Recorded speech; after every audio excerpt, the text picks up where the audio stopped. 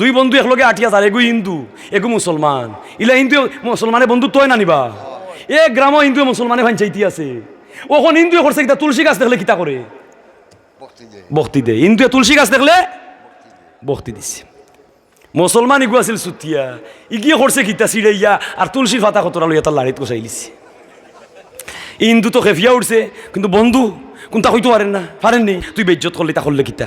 দূর হইতে আমি ডং করছি। আটিয়া কতখান গেছে, মুসলমান গিয়ে করছে কিতা, আগ্নিসূত্রার ফাতা গেডাল হয়ে লিছে।